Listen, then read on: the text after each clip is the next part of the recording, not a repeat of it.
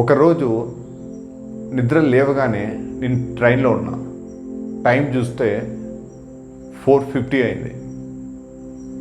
అప్పుడు అర్థమైంది నాకు నా జర్నీ నైట్ స్టార్ట్ అయిందని. అక్కడ ఛాయ్ అమ్ముకుంటున్న ఒక అన్నను అడిగితే ఏ స్టేషన్ అని కనుక్కుంటే లింగంపల్లి అన్నాడు. నేను దిగవలసిన స్టేషన్.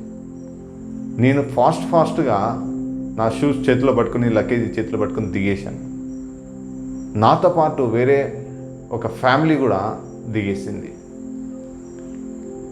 నేను దిగిన కొన్ని సెకండ్ల తర్వాత ట్రైన్ అనేది స్టార్ట్ అయ్యింది. స్టార్ట్ అయ్యి వేగం పుంజుకునేది. తర్వాత నాతో పాటు దిగిన ఆ ఫ్యామిలీలో ఒక అమ్మాయి మాత్రము ఆపండి ఆపండి ఆపండి ఆపండి అని అరుస్తుంది. అదేమైనా బస్సా ఆపడానికి? వెళ్ళిపోయింది స్టేషన్ దాటి ట్రైన్ అనేది. తీరా ఏమైందని కనుక్కుంటే మొబైల్ ఉండిపోయింది. మొబైల్ అనేది అక్కడ మిస్ చేసేసింది. ఆ మొబైల్ కోసము ఏడుస్తుంది అక్కడే కూర్చొని బెంచ్ పైన ఒక మొబైల్ అని. ఫ్రెండ్స్, లైఫ్లో జరిగిపోయిన కాలాన్ని, గడిచిన యవ్వనాన్ని కూడా తీసుకొని రాలే. ఇలా వెళ్ళిపోయిన ట్రైన్ను కాలంటే వెనక్కి పిలిపించుకోవచ్చేమో, కానీ ఈ గడిచిన కాలాన్ని, జరిగిపోయిన యవ్వనాన్ని వెనక్కి తీసుకొని రాలే. చాలామంది 50-60 ఇయర్స్ తర్వాత చాలా రిగ్రెట్ అవుతుంటారు.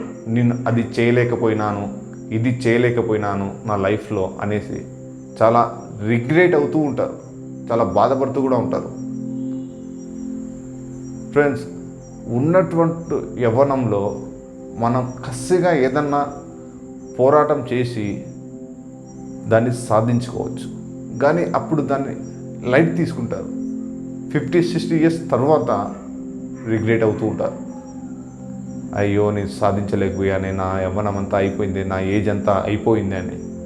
ఫ్రెండ్స్, ఉన్నప్పుడు ఉపయోగించుకోకుండా లేనప్పుడు దాని గురించి బాధపడుతూ ఉంటారు. ఫ్రెండ్స్, జరిగిపోయిన యవ్వనము, గడిచిపోయిన ఏ క్షణము లైఫ్లో తిరిగి అనేది రాదు.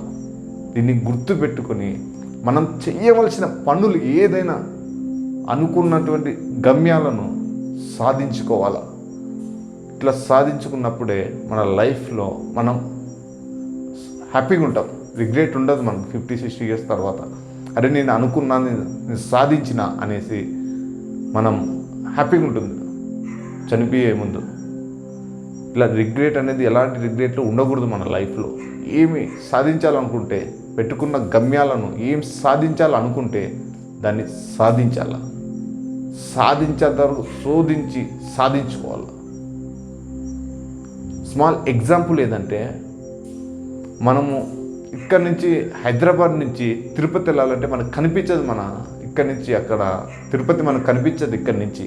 కానీ మన కార్లో కూర్చొని మన హెడ్లైట్స్ వేసినప్పుడు మనకు దారి అనేది కనిపిస్తుంది. మీ లైఫ్లో కూడా ఒక అడుగు వేసినప్పుడు, మీకు అడుగులు ముందుకు వేసినప్పుడు మీకు దారులు అనేది కనిపిస్తాయి. ఆ యొక్క కారు ముందుకు వెళ్ళే కొద్దీ ఆ యొక్క లైట్ కూడా ముందుకు వెళ్తుంది. అప్పుడు ఆ యొక్క రోడ్డు ఎట్లా కనిపిస్తుందో, ఆ యొక్క తిరుపతికి ఎలా చేరువవుతారో, మీరు కూడా మీ గమ్యానికి అడుగు వేసే కొద్దీ, ఒక్కొక్క స్టెప్ ముందుకు వెళ్ళే కొద్దీ, ఒక్కొక్క స్టెప్ ముందుకు పడే కొద్దీ మీ గమ్యానికి దారి అనేది కనిపిస్తుంది ఖచ్చితంగా. నువ్వు చూడని సక్సెస్ ఏంటి?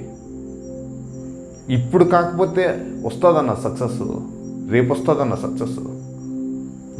మన పుట్టుకే ఒక సక్సెస్ అని గుర్తుపెట్టుకో. Thank you so much for watching this video. Myself, Vadla Reddy Manikanth. I am certified motivation speaker, a life coach. Jai Hind.